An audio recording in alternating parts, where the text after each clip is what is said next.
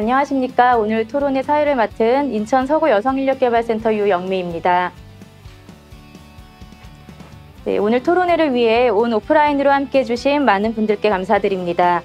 본 센터는 고용노동부, 인천광역시 서구, 부평구, 계양구와 협업하여 지역산업 맞춤형 일자리 창출 지원 사업, 인천 서북부 여성 경제독립 프로젝트를 수행하는 수행기관으로 양성평등기본법 제47조에 근거하여 직업능력개발훈련사업, 취업정보 제공 등의 취업촉진사업, 사회문화활동 지원사업 등의 복합적 기능을 수행하는 수행기관입니다. 이에 여성이 일하기 좋은 인천 서북부 실현을 위해 뉴노멀 시대 여성인력개발의 과제라는 주제로 여러 분야의 전문가들과 함께 미래를 준비해보는 시간을 갖도록 하겠습니다. 오늘 토론회는 코로나19 확산을 예방하고자 인천 서구 여성인력개발센터 유튜브 채널을 통해 생중계되고 있습니다. 토론회 진행 순서를 간단히 말씀드리면 1부 인천광역여성새로일하기센터 김민정 연구원님의 사례 발표 및 한국직업능력개발원 나동만 센터장님의 주제 발표 후 2부 분야별 전문가들의 토론으로 이어지겠습니다. 그럼 지금부터 여성의 직업교육 훈련 서비스 제공 및 이용 현황이라는 주제로 인천광역여성새로일하기센터 김민정 연구원님의 발제를 통한 여성 일자리 토론회를 시작하도록 하겠습니다. 안녕하십니까. 인천여성일자리지원단 김민정 연구원입니다. 저는 직업교육훈련 서비스 제공 및 이용 현황에 대해서 말씀을 드리도록 하겠습니다. 우선 말씀드리기에 앞서 직업교육훈련이 1967년부터 시작이 돼서 지금 현재 50년 정도 진행되어 왔는데요. 그렇다면 이 직업교육훈련은 과연 무엇일까요? 말 그대로 직업을 위해서 훈련을 받는 그런 의미입니다. 그럼 조금 더 큰 사회적 의미로 본다면 직업을 통해서 생계를 꾸릴 수 있도록 지원하는 분야이고요. 좀 더 큰 경제적 의미로 본다면 현장에서 요구되는 인력을 양성하기 위한 훈련 과정이라고 볼 수 있습니다. 그렇다면 2019년도에 과연 얼마나 직업교육 훈련을 참여를 했는지 한번 현황을 살펴보도록 하겠습니다. 남녀 구성 비에서는 남자가 조금 더 많이 진행을 하였고요. 학력별로 보면은 대졸자가 28.7%로 많이 운영을 하였습니다. 그리고 연령대로 본다면 25세에서 34세가 가장 많이 참여를 하였고요. 그다음에 구직자 훈련과 재직자 훈련으로 나뉘어 본다면 재직자 분들이 더 이 직업교육 훈련을 참여를 많이 하였습니다. 결론적으로 본다면 20대에서 30대 남성의 대졸자 분들이 재직자 훈련을 이용한 참여율이 많은데요. 이것은 경력 개발을 위해서 활용을 많이 했다고 볼 수 있겠습니다. 이 직업교육 훈련은 1단계에서부터 4단계까지 진화되어 왔는데요. 우선 1단계는 국가가 정하는 기술을 습득하기 위해서 진행되어 왔고요. 2단계에서는 전문 능력 습득을 위해 훈련이 제공되어 왔습니다. 3단계에서는 NCS, 즉 국가 직무능력 표준을 기준으로 해서 훈련이 제공되어 왔고 4단계는 지금 현재입니다. 기업이나 근로자 개인의 요구에 의해서 IT 기반의 훈련 제공으로 진화되어 왔습니다. 지금 현재는 4차 산업혁명 시대라고도 하는데요. 이 지금 현재 4차 산업혁명 시대의 특징을 알면은 지금 현재의 필요 능력을 좀 알 수 있습니다. 그럼 지금 4차 혁명 시대의 특징을 한번 살펴보면요. 인공지능을 사용하고 있고, 사물 인터넷으로 초연결 사회입니다. 그리고 빅데이터를 통해서 무수한 데이터가 모이고 디지털 감성을 통해서 온라인으로 모든 것이 이루어지고 있는 시대라고 할 수 있습니다. 이런 시대를 대비해서 2016년에는 교육부에서 지능정보화 사회 대비 중장기 5대 미래 교육 방향을 제시하기도 하였습니다. 그렇다면 이런 직업교육 방향을 기반으로 해서 직업교육 훈련을 제공하는 여성가족부와 고용노동부의 현황을 살펴보도록 하겠습니다. 우선 첫 번째 여성가족부 지원으로 직업교육 훈련을 운영하고 있는 여성새로일하기센터의 운영 현황입니다. 여성가족부 지원은 우선은 훈련 시간은 60시간 이상에서 최대 240시간 이상의 교육 시간을 제공을 하고 있고요. 그다음에 훈련 대상은 여성만을 대상으로 하고 있습니다. 훈련 비용은 무료이기도 하고요. 각 세일센터 재량에 따라서 훈련 부담금을 지원을 받고 환급을 해주는 제도로 운영을 하고 있습니다. 그렇다면 전국의 여성 새로 일하기 센터에서 직업교육 훈련 운영 현황을 보도록 하겠습니다. 2017년부터 2019년까지의 3개년 현황인데요. 가장 많이 운영된 직종으로는 경영, 사무, 금융, 보험직이 가장 많이 운영이 되었고요.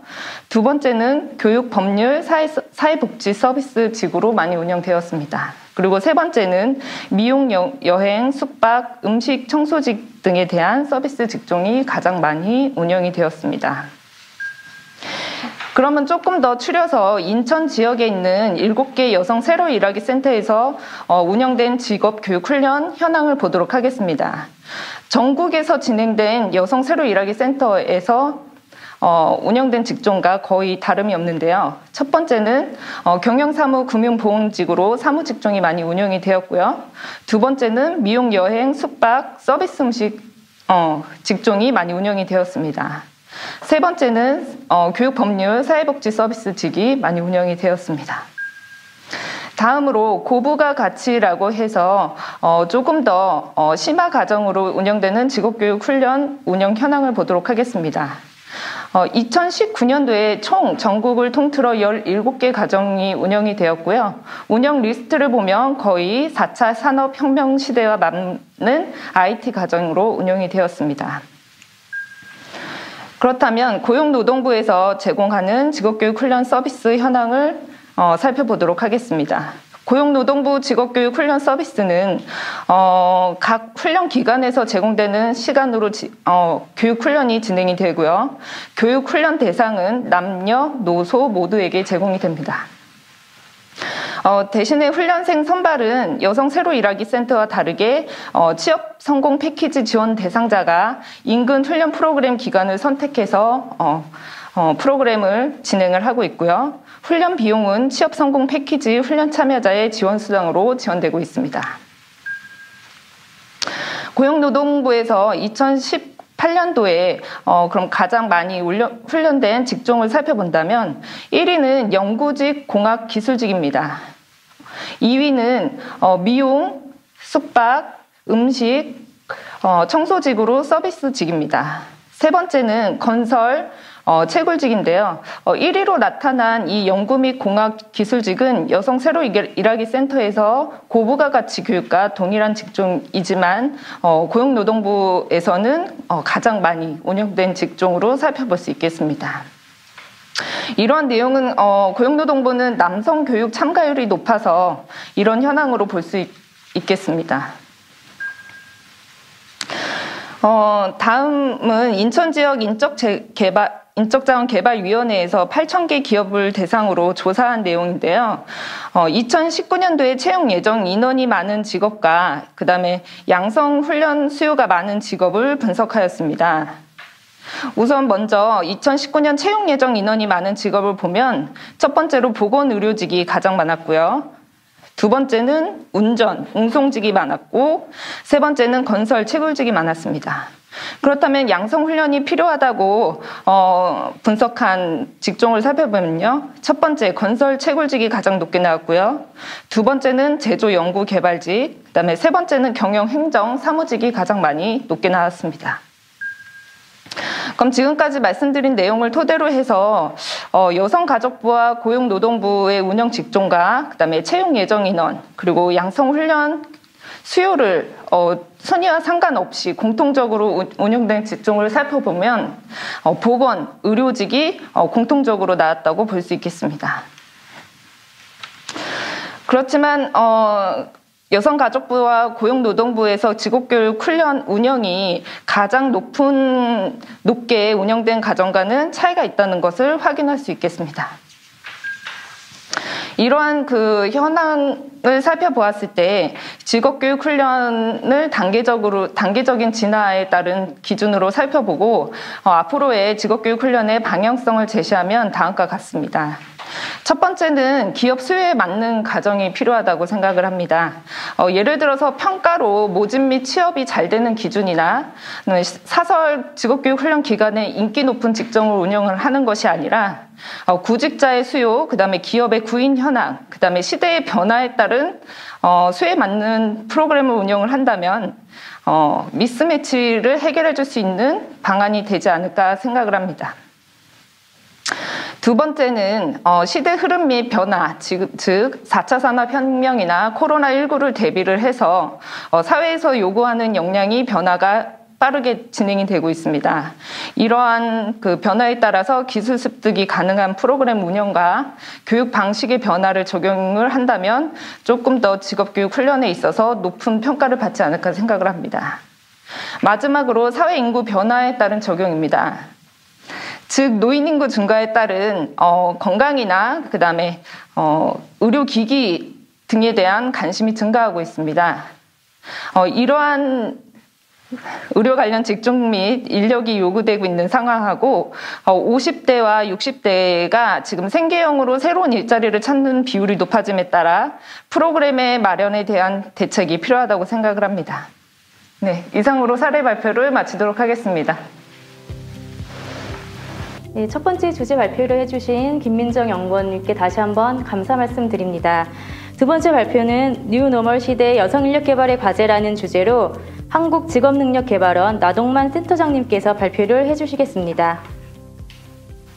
네, 안녕하세요. 한국직업능력개발원 나동만입니다. 오늘 제가 뉴노멀 시대 여성인력개발의 과제라는 주제로 조금 말씀을 드리려고 하는데요. 오늘 발표하는 주제는 여태까지 우리가 이제 전통적으로 여성 인력 개발을 하는 데 있어서 아마 패러다임들이 있을 거예요. 근데 이제 우리가 지금 코로나19, 포스트 코로나 시대와 그다음에 뭐 4차 산업혁명이라는 이슈랑 좀 함께 생각을 해본다면 뉴노멀이 온다는 겁니다. 새로운 표준이 오고 우리가 생각하고 일하는 방식의 변화가 오는 것인데 이 부분에 대해서 이 여성 인력 개발에 대해서도 아마 어떤 변화가 있어야 되는지를 좀 생각해보는 그런 내용들을 좀 준비해 봤습니다. 제가 준비한 PT가 좀 양이 많은데 앞부분은 이제 앞으로 여성과 남성 뭐 이런 성별의 구분이 아니고 전반적인 인력 이제 양성이나 뭐 인적 자원 개발 분야의 하나의 큰 뭐 얘기고요. 그 뒷부분에 이제 여성 인력 개발에 대한 좀 특화된 얘기가 나와 있습니다. 그래서 앞부분을 조금 간략하게 요약하고 좀 빨리 넘어가도록 하고 주로 뒷부분에 있는 여성인력개발의 과제 부분을 좀 이제 주로 한번 다뤄보도록 하겠습니다. 네, 일단은 뭐 PT 내용들은 좀 있는데 뭐 같이 함께 보시면 될 것 같고 좀 요약을 해보자면 포스트 코로나 시대에 또 역시 4차 산업혁명 기술이라는 것이 이제 함께 어우러지면서 우리가 이 팬데믹 시대를 대비하는 방법, 이거를 사회가 상당히 빠른 시간 내에 경험했다. 그래서 기존의 일터에서 사용하지 않던 기술들을 실제로 많이 사용하기 시작했고, 누군가는 2년 동안 경험할 기술 변화를 2개월 동안 경험했다고도 얘기를 하는데, 그만큼 사회가 거부감 있고 변화에 주저했던 부분들이 우리가 지금 이 코로나 시대를 맞이해서 어쨌든 사회적으로도 위기였지만 한편으로는 기회도 되고 있다라고 이제 우리가 볼 수가 있겠습니다. 올드노멀이 그동안 우리가 성장, 경쟁, 그리고 결과 중심의 패러다임을 갖고 있었다면 이제 우리가 생각하는 뉴노멀은 성장보다는 지속 가능성, 그리고 경쟁보다는 공존 또는 또 우리의 생존이 중요한 문제가 됐고 또 그런 것들을 어떻게 하는지 과정이 중요한 시대가 오고 있고 이건 글로벌하게 우리가 좀 공통적으로 우리 인류가 겪고 있는 상황이다 이렇게 말씀을 드릴 수 있겠습니다. 뭐 여러분들 다 아시겠지만 뭐 AI다, 자동화다, 디지털화 뭐 이런 얘기가 들으면서 항상 얘기하는 게 일자리의 위기다라는 얘기를 하는데 저는 이제 제 나름대로는 그 부분에 대해서 동의는 하지 않고 어떻게 보면 급격한 생산성의 증가 그리고 우리가 그동안 비싸고 접근 가능성이 좀 낮아서 사용하지 못했던 상품이나 여러 가지 그런 서비스들이 저렴하게 공급될 수 있는 시대가 왔고 이제 그런 때에 대해서 오히려 더 경제는 부흥되고 고용 일자리는 훨씬 더 늘어날 수 있다. 이런 좀 가능성이 충분히 있다라는 거 하고 우리가 이 기술 발전에 따라서 일자리가 위기다라는 두려움 대신에 오히려 또 다른 호황이 오고 있다는 가능성으로 대비하는 것들이 좀 필요하다. 이런 말씀을 좀 드리고 싶었습니다.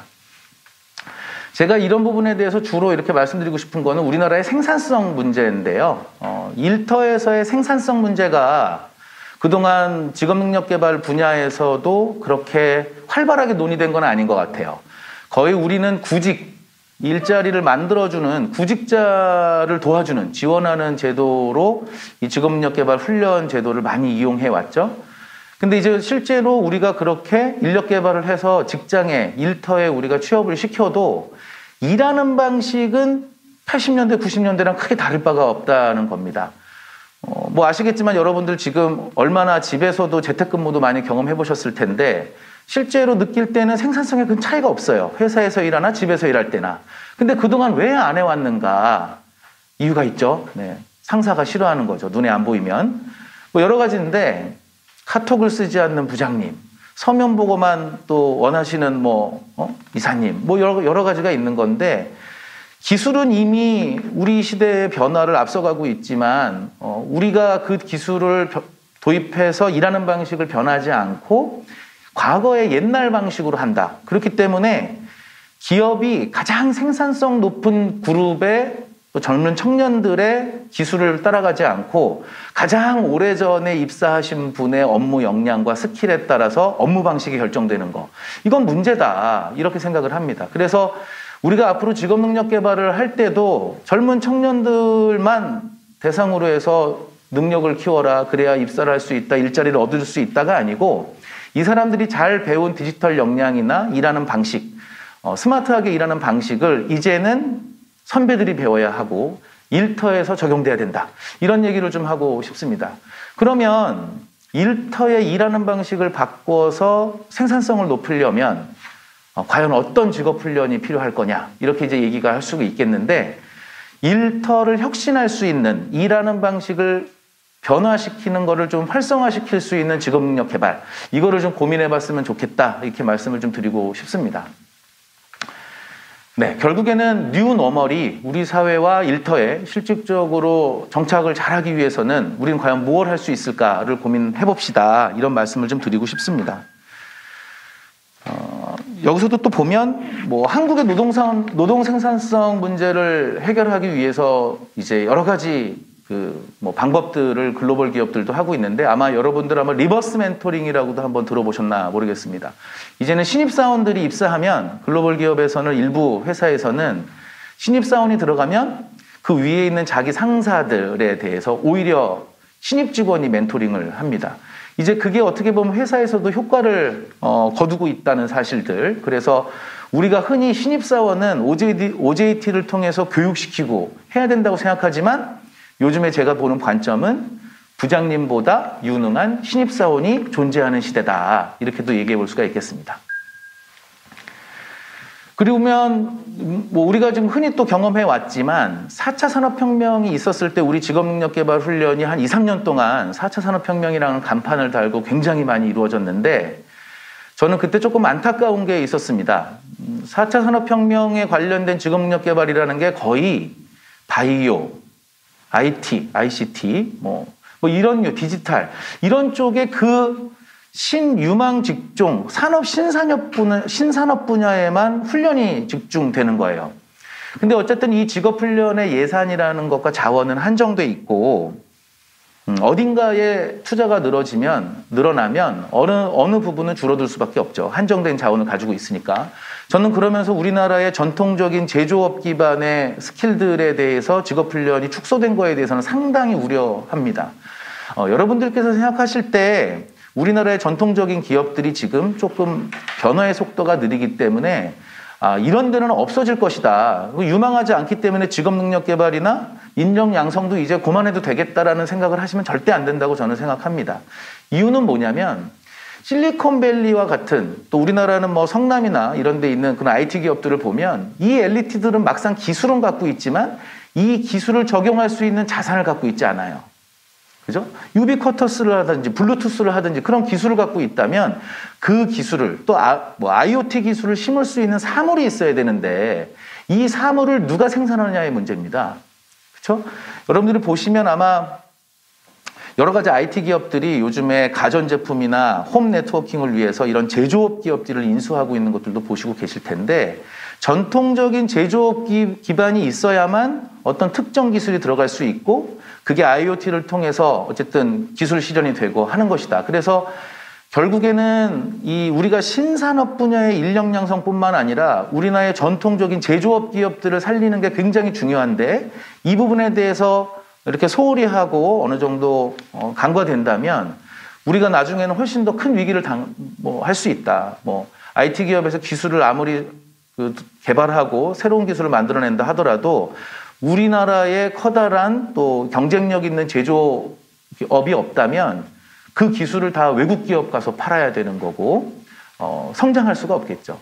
그래서 그런 부분들을 좀 이제 우리가 조금 보고 전통 기업들, 우리나라의 전통적인 제조업들, 국가 기관 산업들 이런 부분에 대한 인력 양성도 우리가 결코 소홀히 해서는 안 된다. 그런 부분들을 말씀드리고 싶습니다. 나머지는 이제 관련된 자료들이 아마 이제 나와 있기 때문에 조금씩 이제 한번 보시면 될 것 같고, 자 이제 본격적으로 아마 우리 여성 일자리에 대한 이슈를 좀 얘기를 해봐야 될 것 같습니다.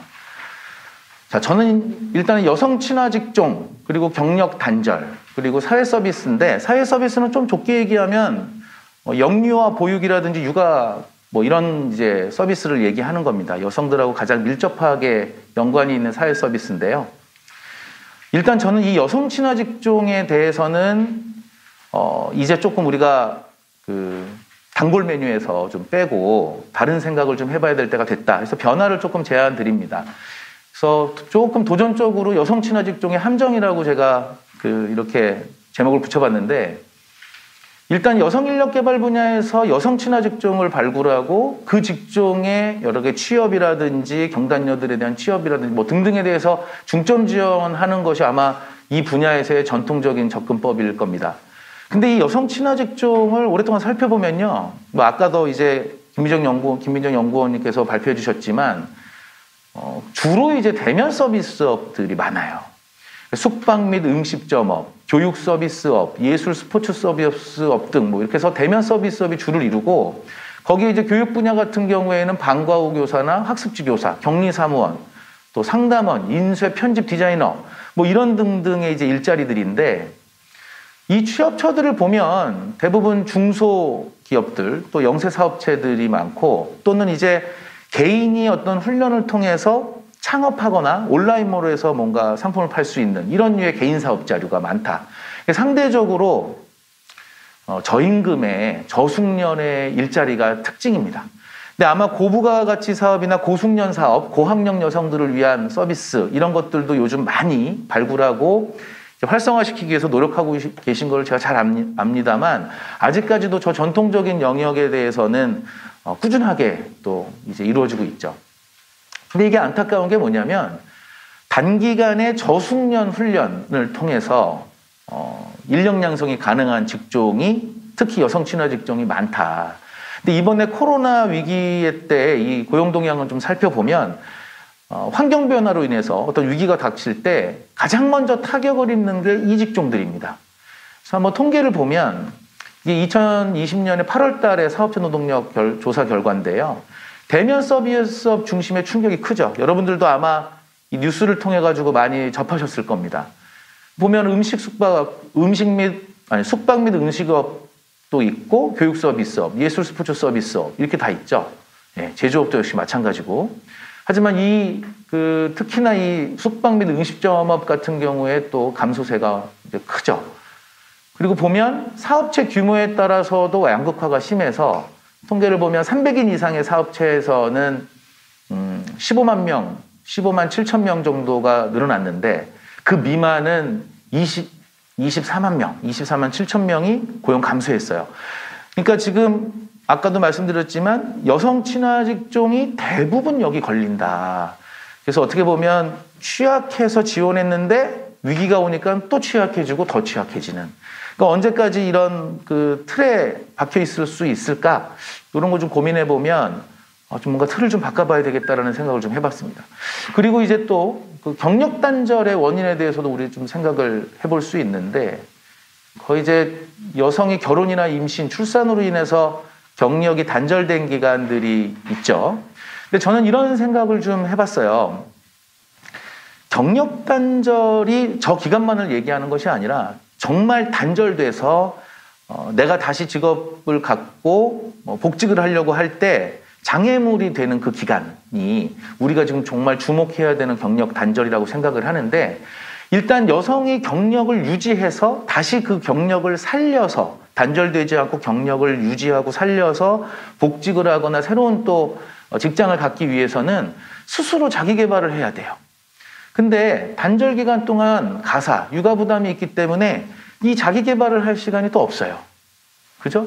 남편이 같이 육아휴직을 써주는 것도 아니고, 그러니까 반쪽짜리 육아휴직이고, 이런 육아나 여러 가지 휴직을 했을 때, 가사 분담 때문에 휴직을 했을 때 자기 개발할 여유가 없죠, 오히려. 그죠? 그리고 자기 개발을 또 할 시간을 또 만들었는데도 막상 그런 프로그램들이 상당히 부실해요. 그죠? 그리고 또 아까도 말씀드렸지만 단기간에 저숙련 훈련들이 있어서 내가 어느 정도 고학력의 안정적인 일자리와 직업을 갖고 있었던 사람이라면 더 이용할 서비스가 없습니다. 이런 부분이 좀 문제다. 그리고 일자리의 질이 낮은 경우 애초에 내가 경력을 유지하고 싶은 동기도 없을 때가 있습니다. 그건 어차피 나쁜 일자리일 때는 어차피 출산 휴가 가면서 육아휴직도 가면서 안 돌아올 생각도 하죠. 네. 근데 이런 부분들도 어쨌든 우리가 근본적으로 좀 여성의 생애 주기에 맞게끔 적절한 조치가 좀 필요하지 않을까, 이렇게 좀 생각이 됩니다. 연령별 경력 단절 여성 수를 넣어 봤는데 요거보다 이제 30대가 또 가장 많죠. 그래서 어떻게 보면 생산성이 가장 높은 그룹들의 여성들이 지금 경력 단절의 위기에 있는 거라고 보입니다. 시도별 경력 단절 여성 비중도 봤는데 인천 지역이 비중이 낮지 않아요. 네. 그리고 낮지 않고 중요한 거는 경력 단절이 최근 3년간 보면 소소하게나마 2017년도에서 18년도에 대폭 증가했고, 이제 18년도에서 19년도 소폭 증가했는데, 왜 증가할까? 이렇게 인천의 여러 가지 유관기관들이 이렇게 함께 노력을 하는데도 왜 경력 단절이 점점점 줄어서 40%대로 가야 되는데 왜 50%를 또 찍을까? 이렇게 고민이 좀 됩니다. 경력 단절 사유를 알아봐야 될 것 같은데 저는 그 이유를 육아 및 보육에 대한 사회 서비스로 한번 찾아봤어요. 근데 또 나름대로 또 연결이 되더라고요. 보통 이제 경력 단절이 될 때는 육아죠. 그죠? 육아 때문이고 결혼도 이제 만만치 않게 많습니다. 그래서 제가 일부 어느 결혼업체인가요? 에서 설문조사한 결과를 보면서도 참 재밌었는데 그 배우자가 될 사람이 결혼 전에 결혼하면 회사를 그만둬라고 얘기하면 어떤 생각이 듭니까? 이랬더니 이 사람이 정말 나를 사랑하는구나라고 느꼈다는 사람이 가장 많고요. 이제 그 중에 한 중간 단계에 많이 이렇게 퍼센테이지가 없는 게 내 커리어나 자기 개발 정도의 인정이 없다고 생각을 해서 기분이 나빴다는데 그 중에 거의 이제 많은 분들이 나를 배려해 준다. 이런 생각을 하고 있답니다. 근데 그 이유를 또 생각해 보면 지금 커리어가 마음에 안 드는 거죠. 네, 좋은 일자리가 아니고 여기서 계속 경력을 유지하고 가서 어쨌든 자기 개발을 할 수 있는 유인이 아닌 일자리에 있는 사람들도 있다는 겁니다. 그래서 인천 지역의 이 영유아 보육, 교육 서비스 공급률을 이렇게 한번 조사한 연구가 있어서 그래프를 갖고 왔었는데 인천 지역이 공급률이 낮아요. 그러니까 그렇기 때문에 인천 지역의 여성들이 영유아 보육, 그다음에 교육 서비스의 혜택을 많이 못 보고 있다. 그렇기 때문에 또 어떻게 한편으로는 경력 단절 여성의 비중도 또 늘어나고 있는 것 아닌가, 이렇게 또 생각해 볼 수가 있겠습니다. 네. 이렇게 얘기를 하면서 제가 좀 과제를 어떤 향후에 어떤 일들을 좀 해봐야 될까 고민 좀 해봐야 될까 하면 일단 앞서도 얘기했지만 자동화와 디지털화는 전통적으로 이 남성 위주의 직종 산업의 장벽을 무너뜨릴 수 있다. 실제로 우리가 이제 외국 유럽이나 선진국들의 사례를 봐도 옛날에 3D 업종의 그 공장들, 이 일터들이 디지털 혁신을 통해서 자동화를 통해서 굉장히 안전하고 어려운 작업들이 쉬워지고 여성들도 충분히 이제 할 수 있는 육체적으로 무리 없이 할 수 있는 일들이 많고 그런 육체적인 부담이 줄어드는 순간 여자들의 섬세함과 이런 부분들이 훨씬 더 요구되는 업무들은 훨씬 많다는 거죠. 제어제업에. 이 부분에 우리가 굉장히 좀 주목을 좀 해야 된다라고 싶고요. 그 여성 친화 직종의 프레임에서 벗어나가지고 결국에는 인천 지역의 이 제조업이 굉장히 많은데 이 제조업의 일터 환경 그리고 직무 변화에 주목을 하고 그런 것들을 더 활발히 하는 정책과 연계가 돼야 된다라고 하는 겁니다. 아마 요즘에 스마트 자동화, 스마트 팩토리 사업이라 그래서 많은 예산들이 중앙정부나 지자체에서도 투입되고 있는 걸로 아는데 이런 부분들을 애초에 투자할 때 이 자리가 곧 여성들도 진입 가능할 수 있는 일터가 되겠다, 직종이 되겠다라는 가능성을 가지고 아마 주목하고 함께 진행해야 될 것 같습니다. 그래서 그런 부분들에 대한 연계 필요할 것 같고 그리고 인천이 보면 숙박 및 음식점업이나 이런 부분이 뭐 그렇게 비중 있게 우리가 다뤄야 될 부분은 아니에요. 그래서 인천의 산업 구조를 보면 대부분 제조업과 운수업 종사자가 엄청 많죠. 그러니까 이 부분이 여성들이 그동안 저 큰 파이를 두고 이제 항상 이 외곽에 있는 그 직종에 있다기보다도 일단은 제조업과 운수업도 차분하게 여성들이 진입 가능할 수 있는 직종, 일터 혁신 이런 부분 함께 고려해 보면 좋을 것 같다라는 생각 해봤습니다. 네, 그리고 경력 단절이 이제 예방돼야 되는데 경력 단절이 된 여성을 지원하는 것도 중요한데 역시 이제 고민하고 계신 문제겠지만 경력 장기 휴직을 통해 가지고 아예 경력이 단절되는 경우를 어떻게 막을까 이런 부분들을 좀 많이 고민해봐야 될 것 같습니다. 뭐 요즘에 코로나 때문에 덕분에 기업의 유연근무라든지 선택근무제 같은 것들도 많이 들어왔는데 결국엔 이런 제도가 있어야 육아와 가사 그다음에 뭐 일을 또 이제 함께 할 수가 있겠고 또 무엇보다 중요한 거는 그 여성이 그 일을 하는 도중에 그 육아에 대한 공공적인 서비스들도 제공이 되고 남편의 가사 부담이나 육아 부담도 이제 함께 분담이 돼야 되겠죠. 그래서 그런 부분들 어떻게 다른 정책과 잘 연결할 수 있을지 봐야 된다.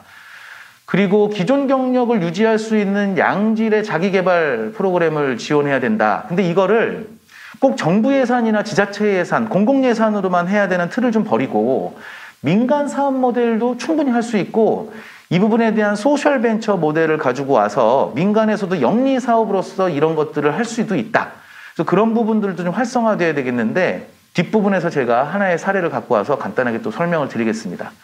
그리고 여성의 경력 유지 동기가 좀 있어야 되는데 재취업, 경단녀들의 재취업뿐만 아니라 청년 여성들에 대한 지원도 관심을 가져야 되고 좋은 일자리에 어떻게 진출시키고 나중에 뭐 어쨌든 경력 단절의 사유가 발생하더라도 경력을 유지하고 싶은 동기가 충분한 그런 일자리를 공급해야 된다. 이렇게 얘기할 수 있겠습니다.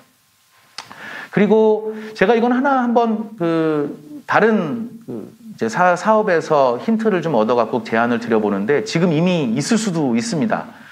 이 경력 유지 코디네이터라는 걸 좀 제안해 보는데 이게 이제 사례 관리자죠. 사례 관리자. 그래서 이게 여성 혼자에게만 부담을 지우고 결정권을 주는 것이 아니라 어쨌든 경력 유지에 대한 사례 관리자나 상담가가 붙어서 부부 대상으로도 육아휴직을 골고루 쓸 수 있게 해주고 육아휴직을 썼을 때 남편의 직장 또 여성의 직장에서도 이분들이 다 회사에 대해 그런 부분들에 대해서 얻을 수 있는 혜택들, 직원들에 대한 설명, 그 다음에 다시 그렇게 휴직을 하고 돌아와도 자기 개발을 충분히 정부 프로그램이나 민간 프로그램을 통해서 자기 개발을 하고 생산성이 떨어지지 않는 상태로 복귀할 수 있다는 뭐 여러 가지 그런 그 조정 역할과 또 마중물 역할을 해주는 그런 경력 유지 코디네이터 같은 것들이 좀 필요하지 않을까. 그래서 어쨌든 회사에 눈치 보느냐고 못 쓰시는 분들도 참 많을 텐데 이런 코디네이터가 그런 부분에 대해서도 좀 기여를 할 수 있지 않나 해서 한번 이런 것들을 한번 정책적으로 만들어 보면 어떨까 해서 제안을 드려봅니다. 그리고 뭐 육아 및 보육 서비스 인프라 강화하는 부분들은 앞에서 많이 말씀드렸습니다. 그 소셜벤처 위커넥트 사례를 설명드리면서 이제 마무리하고자 하는데요. 요거는 그 경력 단절 여성들이 그 어떤 스타트업, 초기 스타트업이나 이런 데에 경력 단절 여성들이 이제 진출하고 뭐 그쪽에서도 우수한 여성 인력들을 채용할 수 있도록 도와주는 이제 온라인 서비스 플랫폼입니다. 그래서 나중에 한번 시간이 되시면 저 주소로 한번 접속을 해보시면 여러 가지 이제 솔루션들을 이제 제공하고 있습니다. 그래서 소셜벤처에 필요한 인재를 유연하고 효율적으로 찾을 수 있는 솔루션을 제공하면서 온라인 채용 플랫폼이라고 해서 기업체들도 여기에 구인을 또 할 수가 있습니다. 그래서 채용 컨설팅과 대행도 하고 공동 채용 프로그램도 운영하고 있고 스타트업의 HR 및 직무 역량 강화 교육 등도 하고 있는데 이게 일반 사람들을 대상으로 하는 게 아니라 여성 인력들을 대상으로 하고 있는 거고 특히 경단녀에 특화된 서비스를 하고 있다. 네, 그래서 미국의 이 패스파인더라는 서비스를 국내에 도입한 거라고 해서 아마 같이 참고해 보시면 좋을 것 같습니다.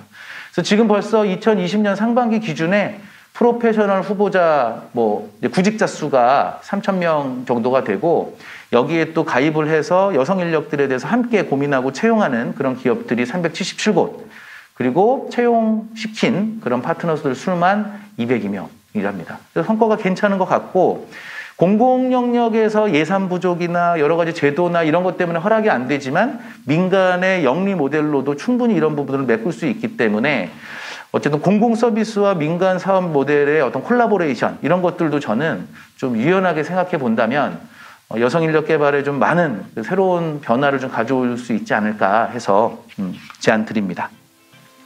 네, 여기까지입니다. 감사합니다. 네. 두 번째 발표를 해주신 나동만 센터장님 다시 한번 감사 말씀드립니다. 이상으로 1부 주제 발표를 마치고 2부 종합 토론을 시작하도록 하겠습니다. 좌장을 맡으신 한국폴리틱대학 직업교육연구소 김민경 교수님의 진행으로 2부를 시작하도록 하겠습니다. 그러면 토론 순서로 들어가도록 하겠습니다. 저는 지금 방금 소개받은 한국폴리텍대학 직업교육연구소의 김민경입니다. 오늘 토론회 주제 발표들을 좀 들으면서 코로나19로 인해 교육훈련의 환경이나 일자리 환경들이 좀 급변하게 돌아가고 있는데 이런 주제를 통해 가지고 시적절할 때 이 토론회가 진행됐구나라는 생각을 좀 했습니다.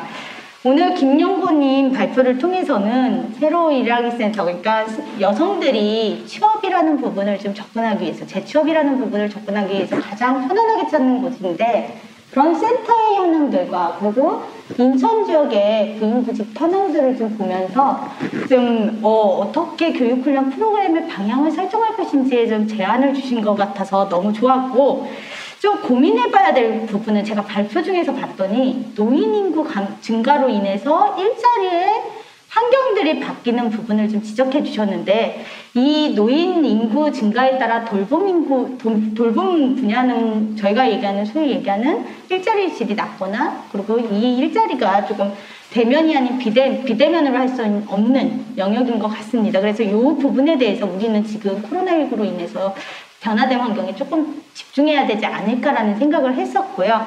나 센터장님 발제를 통해서는 그 여성 일자리의 이슈를 3가지로 좀 정의를 해주시고 제안을 좀 해주셨습니다. 특히 저는 조금 눈여겨보다 보니까 인천의 여성 경력 단절 여성의 비중에 대해서 조금 포커스를 맞춰서 봤는데 전국에서 그 증가율이 가장 높은 게 인천이다라는 이야기를 하셨더라고요. 인천의 여성 일자리에 대해서 얘기를 하다 보니까 그 부분에 포커스가 맞춰졌습니다.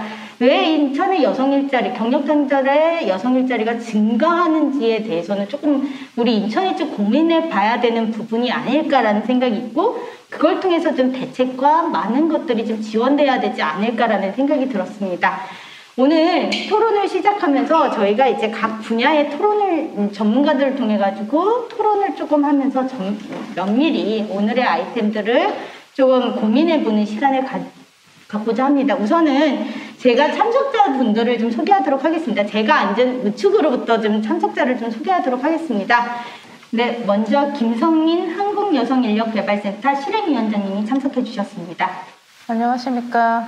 예, 그리고 이제 주은경 JN커리어 이사님이 참석해 주셨습니다. 안녕하세요. 네, 직업훈련 전문기관인 다다름의 박경현 대표님께서 참석해 주셨습니다. 안녕하십니까. 예, 오늘 토론자로 모신 이분들께서는 현장에서 여성의 일자리에 대한 다양한 경험을 가지고 계시고 노하우를 가진 현장 전문가의 분들입니다. 가지고 있는 경험했던 노하우를 바탕으로 오늘 토론을 좀 해주시리라 생각됩니다. 그러면 토론자로 오신 분들 한 분 한 분의 이 토론을 좀 한번 듣도록 하겠습니다. 우선 처음은 여성 기관 전문가이십니다. 한국여성인력개발센터 김성민 실행위원장님께서 토론을 먼저 듣도록 하겠습니다. 다시 한번 인사드리겠습니다. 한국여성인력개발센터 연합 실행위원장 김성민이라고 합니다. 또한 저는 개별센터인 안산센터에서 여성 일자리 창출을 위한 여러 사업을 진행해봤던 경험을 바탕으로 본 토론문을 작성하였습니다. 진행 순서는 우리나라 경력단절 여성의 일반적인 특성을 알아보고, 두 번째로 세일센터 사업을 중심으로 여성 일자리 사업이 현재 어떻게 진행되고 있는지 소개를 드릴 것이고요. 마지막으로 여성 일자리의 특성에 대해서 알아보도록 하겠습니다. 경력단절 여성의 일반적인 특성은 여성가족부가 3년 단위로 발표하는 경력단절 여성 등의 경제활동 실태 조사를 기준으로 알아보도록 하겠습니다. 2019년도가 발표한 것이 가장 최근 자료이고요. 그 현황을 살펴보면 25세에서 54세의 여성 중 결혼, 임신, 출산, 양육 등의 사유로 경력단절을 경험한 여성이 3명 중에 1명, 비율로는 35%로 나타났습니다. 이 수치는 2016년도에 발표한 수치보다 2016년도에 발표한 수치가 40.6%이니까 좀 낮아진 수치이죠.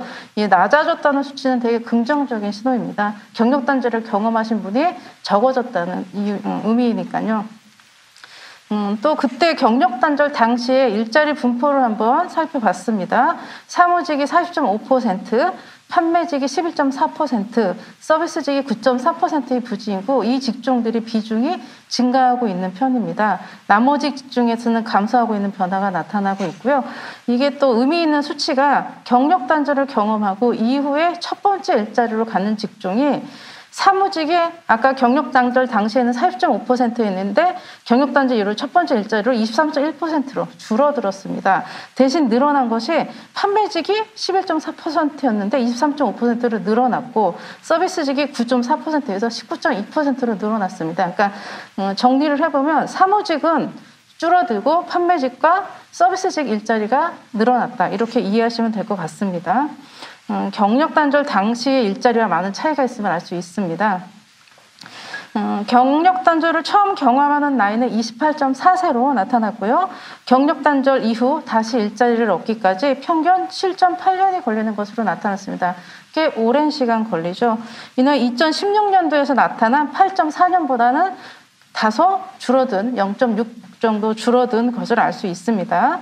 경력단절 여성의 32.6%가 적극적으로 구직 활동을 하고 있으며, 이들의 평균 구직 활동 기간은 16.5개월로 1년 이상 소요되는 걸 알 수 있습니다. 30대 초반은 5개월 이하로 짧은 구직 활동 기간을 갖는 반면 40대 후반은 2년으로 한 4배 이상, 30대 초반보다 4배 이상 차이가 나는 걸 알 수 있습니다. 또한 이들을 대상으로 한 취업지원 서비스 중 구인정보 제공과 알선 서비스가 가장 많이 지원되는 서비스이고, 또 만족도도 가장 높은 서비스인 걸로 나타났습니다. 직업훈련을 받은 후에 도움이 되었다는 응답이 85% 이상으로 나타나고 있어 여성에게 가장 필요한 취업지원 서비스는 그 두 가지로 정리할 수 있습니다. 직업훈련과 구인정보 제공 및 알선, 이거 두 가지로 정리할 수 있습니다. 네, 여태까지 경력단절 여성의 현황에 대해서 살펴봤습니다. 경력단절 여성 대상 일자리 지원 사업의 현황이 현재 어떻게 진행되고 있는지 세로일하기 센터 기준으로 말씀드리겠습니다. 경력단절 여성의 재취업을 위해 여성가족부와 고용노동부, 각 지자체의 지원으로 전국에 52개 여성인력개발센터와 158개의 여성 세로일하기 센터가 운영되고 있습니다. 여성인력개발센터는 경력단절 여성의 재취업을 위해 진로 설정을 위한 초기 상담, 직업훈련, 구인구직 매칭, 동해면접, 인턴 제도 지원 등의 모든 서비스를 원스톱으로 제공하는 일을 합니다. 구직자가 본센터에 방문해서 취업까지 가는 프로세스 순으로 설명을 드리겠습니다. 구직자가 본센터에 방문하면 기초상담을 통해 바로 취업이 가능하신 분과 교육이 필요하신 분 두 분류로 나눠질 수 있습니다. 교육이 필요하시는 분은 본 직업훈련을 배우기 전에 집단상담 프로그램에 참여하여 취업의식 고취, 자신감 회복, 부인시장 등의 이해 등의 기본교육을 5일간 받습니다. 이 과정을 거친 후 세일 직업훈련을 받아 직업능력을 향상할 수 있습니다. 세일 직업훈련 분야는 아까 김민경 교수님께서도 발표해 주셨지만 다양한 분야의 직업훈련이 있고요. 여성 취업 측정에 맞춰 훈련이 분포되어 있고요. 요즘에는 4차 산업 직종도 늘어나고 있는 추세입니다. 훈련을 받으신 분과 구직 신청을 하신 분들 중에 취업을 원하신 분들을 대상으로 취업 지원 서비스가 이루어지며 그 내용에는 구인정보 제공 및 알선, 동행면접 서비스 지원, 이력서 및 자기소개서 컨설팅 등을 지원하고 있습니다. 취업을 알선을 통해 취업에 성공하신 분들은 취업이 확인된 시점에 세일여성 인턴 사업에 참여하고 참여한 기업체에게는 최대 240만 원, 구직자에게는 최대 60만 원의 지원금을 받을 수 있습니다. 세일센터에서는 이 외에도 경력단절 예방 사업도 함께 진행하고 있어 어렵게 취업에 성공한 여성의 고용 유지율을 높이고자 힘쓰고 있습니다. 이렇듯 여성 새로리하기센터는 경력단절 여성을 대상으로 하는 다양한 종합적인 서비스를 지원을 받을 수 있는 기관이고 경력단절 여성이 취업을 원한다면 반드시 방문해야 하는 기관이라고 할 수 있습니다. 경력단절 여성의 현황과 현재 일자리 사업은 어떤 것이 있는지 알아봤고 다음엔 경력단절 여성의 일자리는 현재 어떤 특징이 있는가 알아보겠습니다. 첫 번째 문제점일 수 있죠. 저희 고용 유지율이 짧다는 문제점이 있습니다. 그래서 고용 유지를 지원하기 위한 경력 단절 예방의 중요성이 현재 대두되고 있고 아까 나돈만 센터장님도 이 부분을 살짝 짚어주신 것 같습니다. 저희 센터를 방문하는 구직자 대부분이 고용시장을 떠났던 여성들로 이전 직장의 경력은 재취업에 디딤돌이 되지 못하고 전혀 무관한 분야를 선택하게 됩니다. 아까 경력단절 현황 조사에서도 나타났죠. 사무직은 줄어들고 판매직과 서비스직이 늘어나는 현상을 볼 수 있죠. 다양한 사업을 통해 어렵사리 취업을 성사시켜도 가사, 육아, 직장 적응 등의 이유로 고용 유지를 포기하는 여성들이 많습니다. 이러한 여성들의 짧은 고용 유지는 과거에는 단순히 여성 개인의 문제로만 여겨져서 구직 여성의 책임성 결여와 전문성 부족은 해석되었지만 이 추세는 4, 5년 전부터 일과 가정을 병행하는 삶의 중요성이 대두되면서부터 여성 개인의 문제가 아니라 사회의 구조적 문제로 인식이 변화되고 있는 추세입니다. 그 중요성은 계속 증대되고 사업도 많이 늘어나고 있지만 막상 일하는 여성이 체감할 수 있는 큰 변화는 아직은 없는 것이 사실이고요. 여전히 가사와 돌봄과 육아는 여성의 몫이고 일에서도 가정에서도 완벽한 슈퍼우먼의 역할을 요구하는 현실은 아직도 좀 여전히 존재하고 있습니다.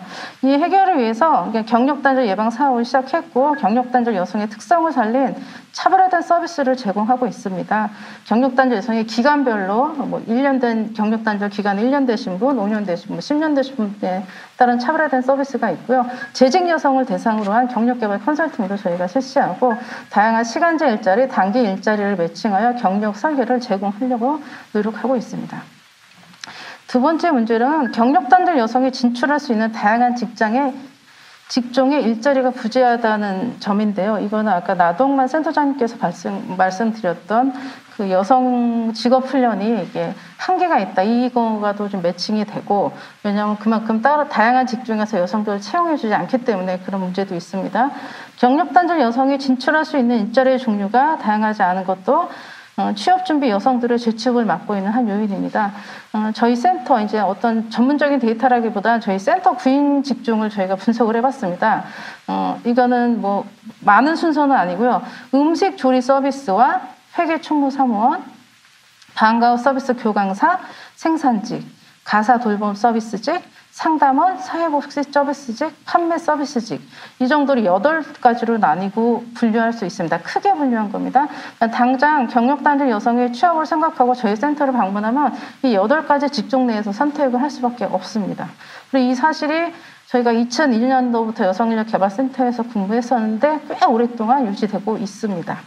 이제 고용노동부에서 발표한 한국고용직업 1차 분류표에서 보면 총 90가지 분류로 직종을 분류해 놨는데 그중에서 경력단절이 진출할 수 있는 분야가 20% 직종 내에서 있다고 생각하면 폭이 되게 상당히 작죠. 예.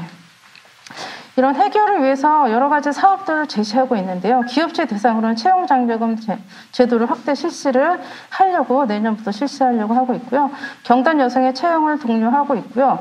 이와 함께 일가정 양립을 위한 인식 개선 사업도 같이 병행을 해야 합니다. 또한 여성 대상 직업훈련의 직종도 다양화가 필요한데요. 계속 나오는 말인 것 같습니다. 4차 산업시대에 여성의 진출이 용이한 직종을 발굴, 개발하여 훈련 프로그램을 운영을 해야 할 필요성이 있습니다. 일단 예를 들어보면요.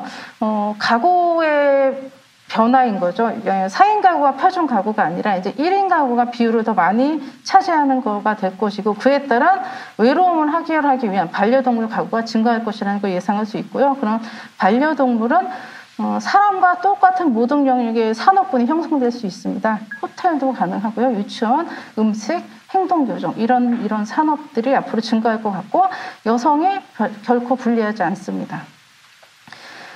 그리고 고령화 사회로의 진입에 맞춘 실버 산업도 있었는데요. 실버 산업도 약간 의료기기나 이런 쪽이 아니라 장내 산업도 앞으로 활성화가 될 것이다. 그리고 유동식 분야라던가 실버 맞선 이런 쪽에서도 유망한 직종이 될 것이다라는 전문가의 의견이 있었습니다. 그리고 4차 산업 시대로 일자리가 줄어들 것이다라는 예상이 있는가 하면 아까 같이 기회도 있다라는 의견도 있습니다. 기계나 인공지능이 대체할 수 없는 대면 서비스업, 이 상담이나 컨설팅이나 사회 돌봄 등을 여성한테 훨씬 유리합니다. 훨씬 더 기회가 될 수 있도록 만들어 나가야 될 것 같습니다. 이상입니다. 예, 감사합니다.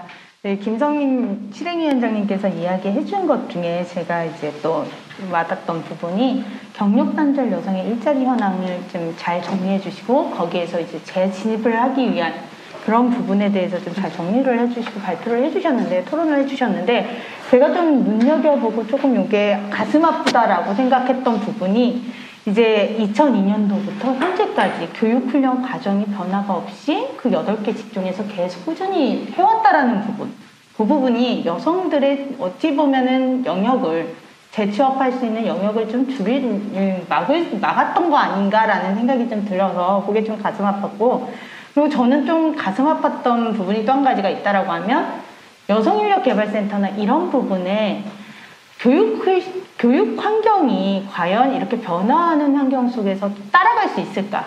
변화하는 산업을 따라갈 수 있는 환경 변화를 가지고 있을까라는 그 고민을 해서 시설 장비가 이 여성인력개발센터에 좀 투입이 돼야 되지 않을까라는 고민을 합니다. 무조건 이 교육훈련의 분야가 바뀌어야 된다, 영역이 확장돼야 된다라고 얘기하기보다는 그에 맞는 시설 장비와 시설들이 확충된 다음에 그 위에서 여성의 일자리가 좀 확대되지 않을까라는 고민이 있어서 이런 것들을 좀 추가로 의견을 드리고 싶습니다. 두 번째로는, 저희가 토론 두 번째로는 이제 민간 취업 전문가세요. 민간 기관의 취업 전문가이신 JM 커리어의 주은경 이사님께서 한번 본인의 경험과 노하우를 바탕으로 토론을 좀 해주시겠습니다. 네, 소개받은 JM 커리어의 주은경입니다. 저는 그 영상을 보시는 분들과 함께 민간 취업 컨설팅 기관인 JM 커리어에서 실질적으로 진행되고 있는 취업 지원 현황과, 두 번째로는 그 여성들의, 그리고 이제 일반적인 구직자들의 경력 설계와 취업 활성화를 위한 의견에 대해서 말씀드리도록 하겠습니다. 첫 번째로는 이제 저희 JM 커리어에서 취업 지원을 하고 있는 현황에 대해서 좀 말씀을 드리겠습니다. 저희 JM 커리어에서는 실질적으로 취창업 컨설팅, 그리고 생애 설계 교육, 자기 탐색을 위한 진단 서비스와 심리 안정 서비스를 모든 대상층을 상대로 해서 진행을 하고 있습니다. 참여하는 대상자들은 고용노동부 사업과 공공기관 컨설팅, 그리고 기업의 퇴직자를 위한 전직 서비스를 포함해서 진행을 하고 있습니다. 근데 이 대상자들은 아무래도 연령이 20대 초반부터 또 60세 이상의 대상자분들이 다 참여를 하고 있습니다. 근데 우리가 지금 논의하고 있는 거는 구직 여성에 관련된 부분이라서 그 여성층도 청년층도 있고 또 재직하고 있는 경력직, 그리고 중장년층으로 크게 좀 분류를 할 수 있습니다. 근데 대상자의 니즈와 함께 역량에 따라서 또 준비도에 따라서 취업 성공률이 매우 달라지는 것을 현장에서 좀 보고 있습니다. 아무래도 그 그 성장 시대 자체가 저성장 시대로 들어서면서 채용 시장 자체의 초입 진입 자체가 굉장히 어렵게 되어 있고요. 더더군다나 올해 이제 코로나19 때문에 취업 성공률을 저희는 좀 내야 되는 입장에 있어서 취업을 준비하는 세대도 힘들고 취업 컨설팅을 하고 있는 민간 취업 기관으로서도 애로점이 좀 굉장히 많습니다. 이 중에서 그 여성 구직자 중에서 이제 청년층의 경우에는 저희가 취업 성공 패키지 사업을 하고 있어서 여기에 참여하는 청년층 여성 변수가 좀 많았던 게 올해의 현실입니다. 근데 정부가 아무래도 청년층 일자리에 대한 정책을 내놓고 있어서 디지털 일자리에 관련된 준비를 하고 취업 시장에 진입을 하고 있습니다. 또 코로나19로 인해서 산업 전반의 직무가 좀 많이 바뀌고 있는 건 아마 여러분들 많이 알고 계실 겁니다. 근데 여기서 저희가 관광일자리 센터를 현재 18년도부터 운영을 하고 있는데요. 기존에 이제 올해 상반기에는 아마 제일 먼저 타격을 입었던 곳이 관광산업과 일반 서비스직입니다. 그래서 기존의 오프라인상의 직무보다는 플랫폼 직무 특강, 랜선 투어 전문가 과정 등 좀 더 산업의 변화, 산업 직무에 대한 변화가 지금 급속하게 변하는 걸 저희가 파악을 하고 있습니다. 또 컨설팅 대상자 중에는 재직하고 있는 경력직, 뭐 여성, 남성 다 포함이긴 하지만요. 재직하고 있는 경력직이 실질적으로 곧 퇴직을 하려고 컨설팅에 참여하는 경우들이 있습니다.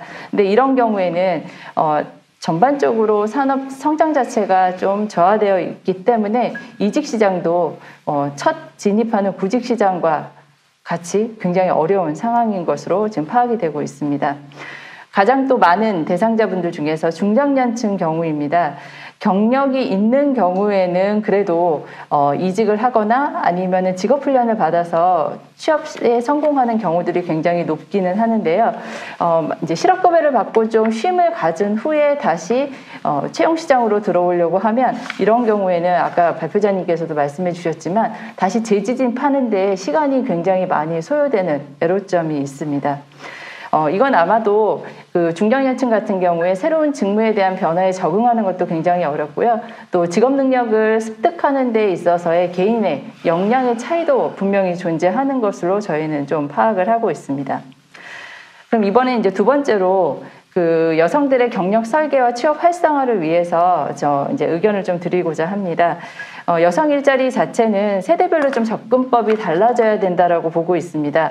청년 취업, 여성 취업 준비하는 분들은 아무래도 사회에 첫 진입을 하는 상황이라 이런 분들에게 있어서는 앞서 발표하신 분들도 다 말씀을 해주셨지만 아무래도 IT에 관련된, ICT에 관련된 새로운 직무에 좀 더 적합한 일자리에 대한 직무 능력을 습득을 해서 진입하시는 게 훨씬 더 효율적일 수 있고요. 경력 단절이 된 여성분도 새로운 기존에 갖고 있었던 직무 능력으로 다시 경력 단절을 끊어내고 다시 사회에 진입하는 게 쉽지 않은 경우들이 굉장히 많이 있습니다. 또 중장년층에 대한 여성과 또 재직을 하고 있지만 계약직으로 근무하는 여성들이 굉장히 많이 있어서 이런 부분들은 정책적 지원이 좀 많이 마련되어야 될 것 같습니다. 그냥 경력 단절 여성으로 모든 여성 구직자들을 다 묶어서 정부의 지원 정책이 이루어져야 되는 게 아니라 대상자별로 그리고 직무별로 정책적 지원이 좀 있어야 된다라고 생각을 하고요. 그에 이제 따라서 여성인력개발센터 등에서 산업 기반에 좀 기초해서 교육 프로그램들이 좀 재설계가 돼서 준비가 돼야 될 것 같습니다. 또한 이 이제 정책들이 여성들을 아무래도 사회에서 좀 오랫동안 경제 활동을 할 수 있게 만들려고 하는 부분에 초점이 맞추어져서 만들어지는 거라서 저희는 이제 컨설팅을 하고 취업 지원을 하는 민간기관이다 보니까 이분들이 대상차 연령도 다르고 경험도 다르고 경력도 다르고 역량도 굉장히 다 차이가 굉장히 많이 납니다. 따라서 생애주기별 그 상담과 취업 지원이 필요합니다.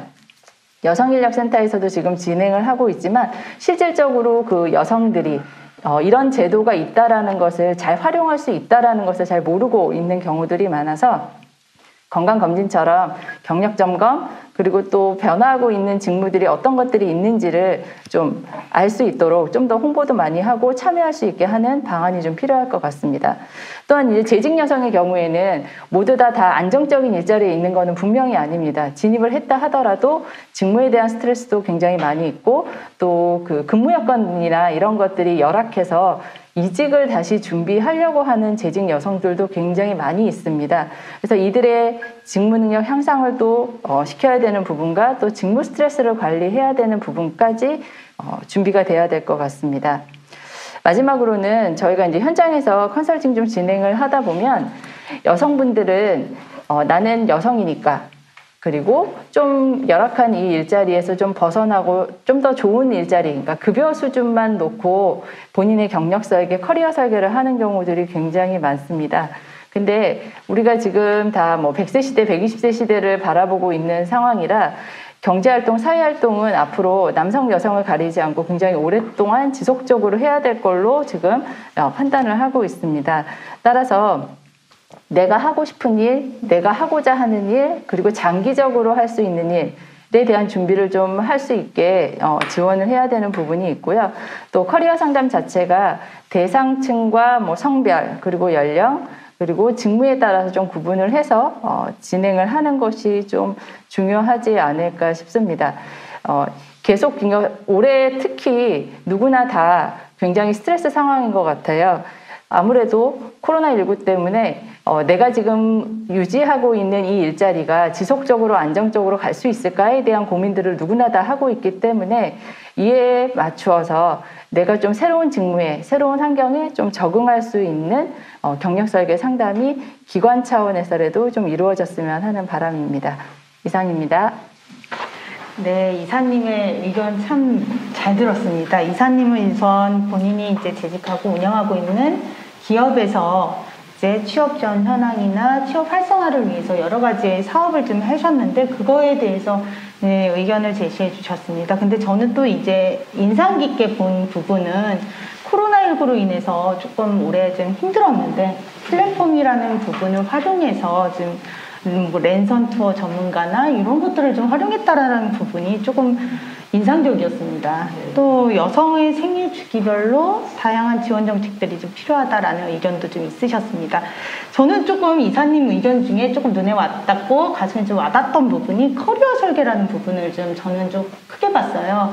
여성이 경력단절 전의 경력이나 이런 부분을 고려하지 않고 단지 여성이 갈 수 있는 환경적인 부분에서만의 이제 일자리를 찾다 보니까 열악한 일자리나 일자리 질이 나쁜 쪽으로 좀 많이 가는 경향이 있는데 철저하게 기관이나 우리가 이제 이런 일자리를 좀 지원하는 기관에서 커리어 설계라는 부분에 경력전의 노하우나 이런 부분을 좀 더 붙여서 할 필요가 있지 않을까, 이런 부분에 더 신경을 써야 되지 않을까, 직업훈련에 참여시키는 것만이 아닌 그 전에 사전 단계에서 좀 깊이 있는 논의가 좀 돼야 되지 않을까라는 생각에서 이 부분을 조금 고민해야 될 부분이 아닌가라는 생각을 갖게 되었습니다. 그러면 세 번째, 제일 오래 기다리셨는데 네. 세 번째 직업훈련 전문가이십니다. 직업훈련 전문가이신 다다름의 박경현 대표님께서 본인의 노하우를 통해서 한번 토론을 좀 해주시도록 하겠습니다. 네, 소개받은 다다름의 박경현입니다. 저는 이제 주로 이제 직업훈련과 관련해서 이미 이제 재직하시는 분들을 대상으로 하는 이제 직무교육 쪽을 위주로 또 하고 있는데요.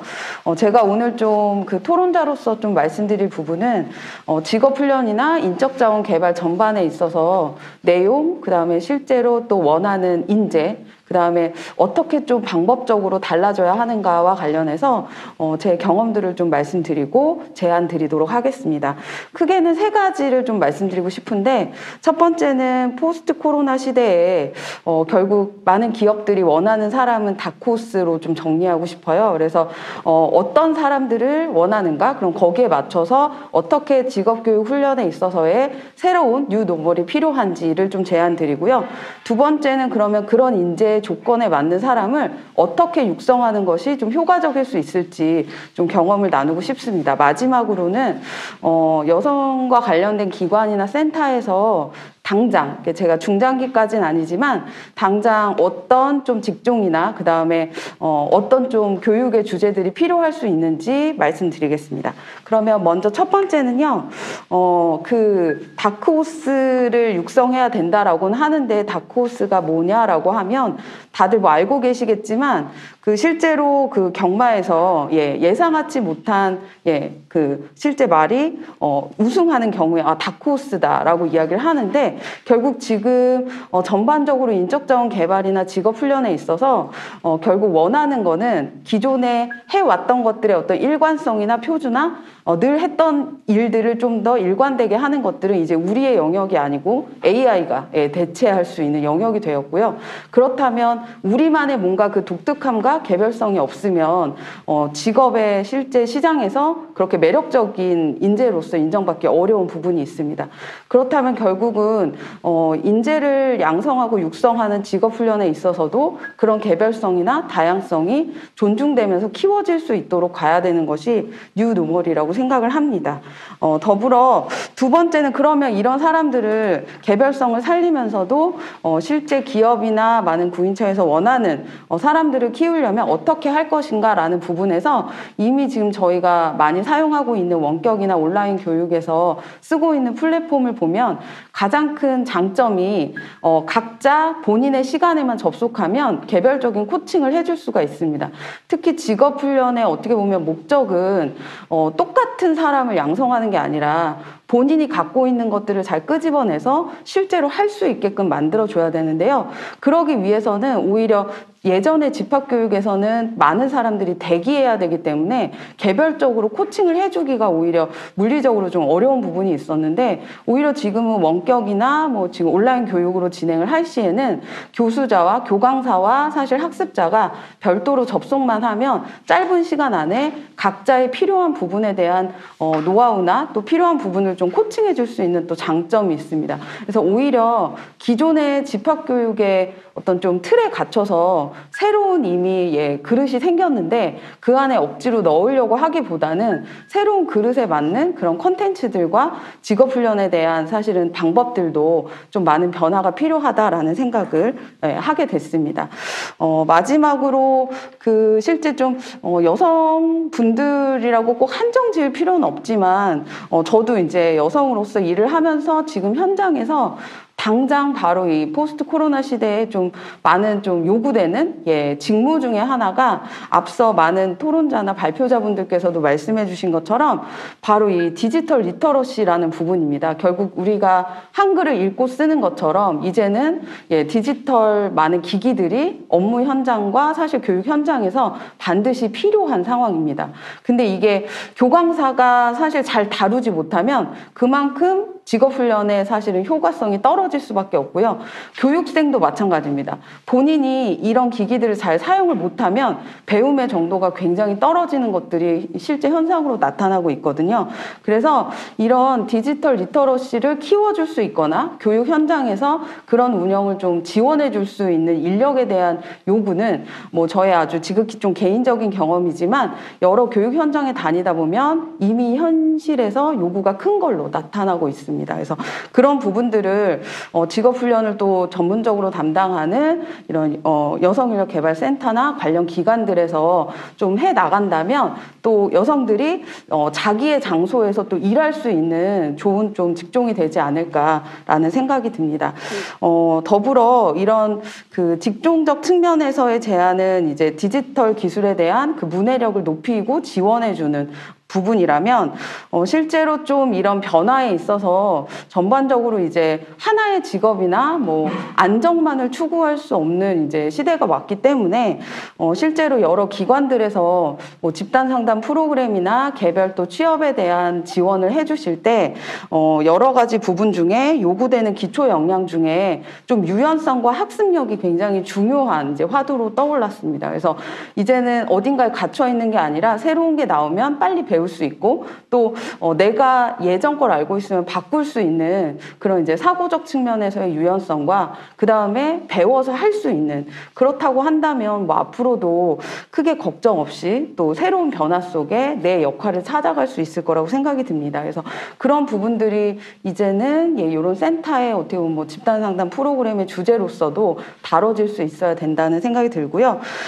그렇게 세 가지 좀 제언을 드리면서 마무리하면서 이거는 이제 제 예시지만 제가 이렇게 원격으로 교육하다 보니까 오히려 교육의 만족도나 뭐 효과에 대해서 많이들 우려를 하셨지만 그 세계 안에서 사람은 정말 엄청난 적응력을 갖고 있고 그것만이 갖고 있는 장점을 살린다면 오히려 기존에 또 집합교육 못지않은 또 굉장히 의미와 재미도 있었습니다. 특히나 가족 단위로 결국은 내 장소에서 교육을 듣다 보니까 그거에 대한 특히 여성 교육생분들의 만족도가 굉장히 컸거든요. 그래서 오히려 뭔가 이런 직업훈련을 진행할 때도 교육생 한 명 한 명이 아니라 가족 단위로서 뭔가 할 수 있는 그런 프로그램들도 만약 연계해서 한다면 조금 또 다른 부분도 우리가 좀 선도적으로 또 할 수 있는 부분이 아닐까 생각합니다.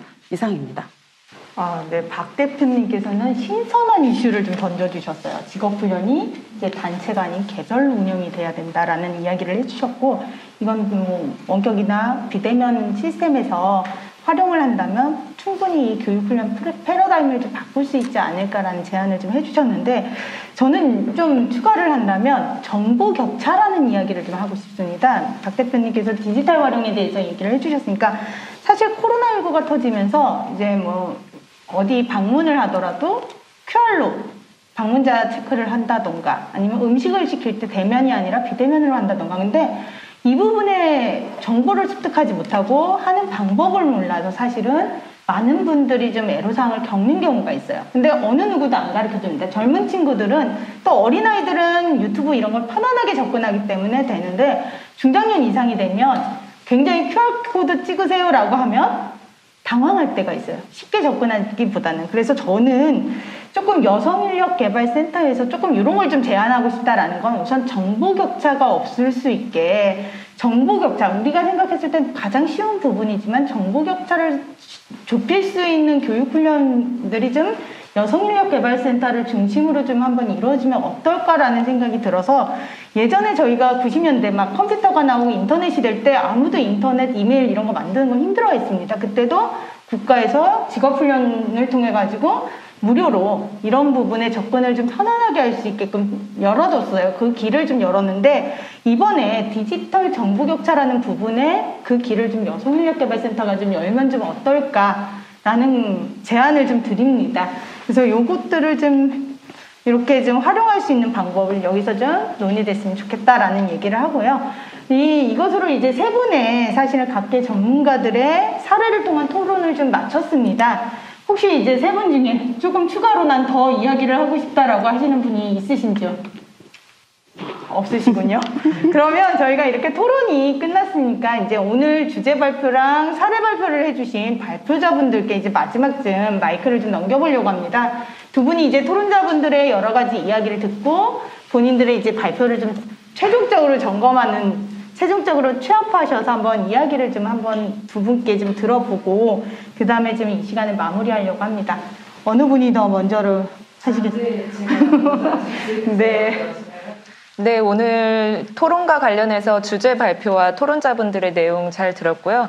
결론적으로 그 내용을 요약을 하자면 제 생각으로는 경력 단절 여성들의 일자리가 이슈가 가장 큰 것 같습니다. 결국은 이분들의 취업이 가장 중요하다고 생각이 드는데요.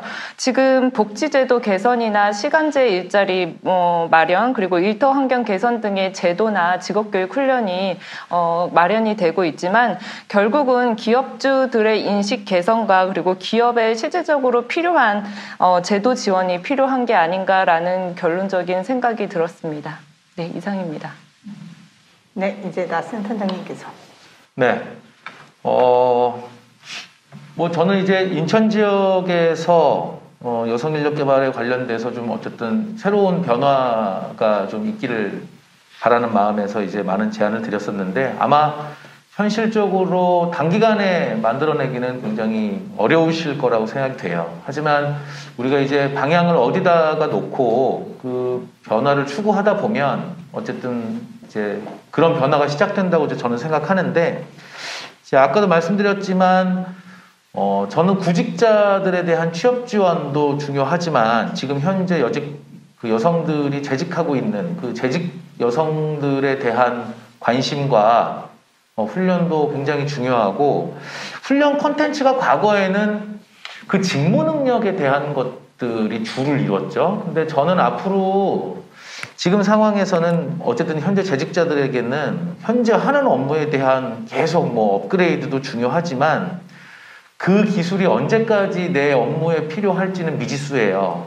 내일이 언젠가는 자동화가 되고 디지털화가 되면 이제 새로운 방식으로 일을 해야 되는 걸 준비해야 되는데, 어떻게 보면 없어질 직무에 대해서 계속 뭔가를 쌓고 있는 것들도 비효율적일 수 있거든요. 그래서 이런 부분들은 어쨌든 여성들이 어쨌든 자동화에 대한 이해가 낮아서는 안 되고, 그리고 반복 가능한 패턴과 프로세스를 만들어내서 내 업무를 가장 빨리 디지털화할 수 있는 데 앞장설 수 있는 그런 기초적인 자동화 역량, 디지털 역량이 있어야 된다.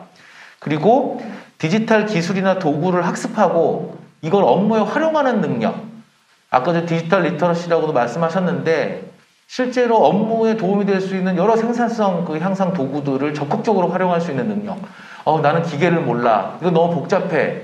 이런 것들이 아니라 정말 사랑하시는 이 여성께서 좋아하시는 쇼핑몰 앱을 이용하는 것처럼 회사의 업무도 자동화하고 AI를 활용하고 내가 직접 체크하고 실제로 일하지 않아도 뭔가 이렇게 단순한 업무들은 제거하는 능력이 굉장히 중요하다. 그래서 이런 부분들을 많이 좀 해야 될 것 같고, 제가 또 아까 이제 육아 보육 인프라에 대해서 말씀을 드렸는데, 이게 저는 일자리 정책이라는 거는 종합예술이라고 생각을 합니다. 정책과 그다음에 일터 혁신 그리고 사회복지 서비스가 연계가 돼서 이게 하나의 패키지로 나오지 않으면 다 따로따로 해요. 여성 보육이나 이런 거 따로, 일자리 또 취업 지원 따로, 직업훈련 따로, 또 일터 혁신 따로 하면 이게 결국에는 각자의 그 따로따로의 정책 사업의 성과만 보지 연계돼서 우리가 과연 궁극적인 성과를 뭘 만들어낼 것인가는 모호해져요.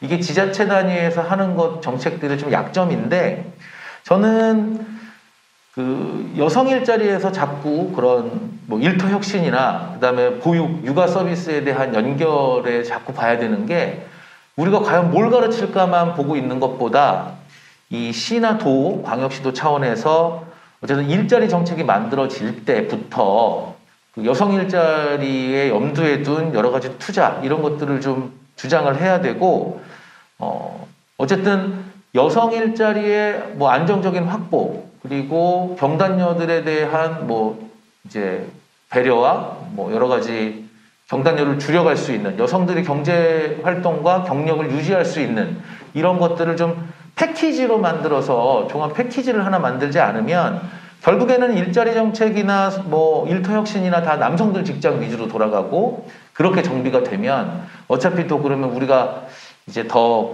발전할 수 있는 가능성은 좀 약해진다. 그래서 어쨌든 여성 일자리 관련해서 인천 지역에 있는 좀 거버넌스를 좀 정비해서 구체적인 좀 노력을 해보면 어떨까 해서 좀 제안을 드려봤습니다. 네, 이상입니다.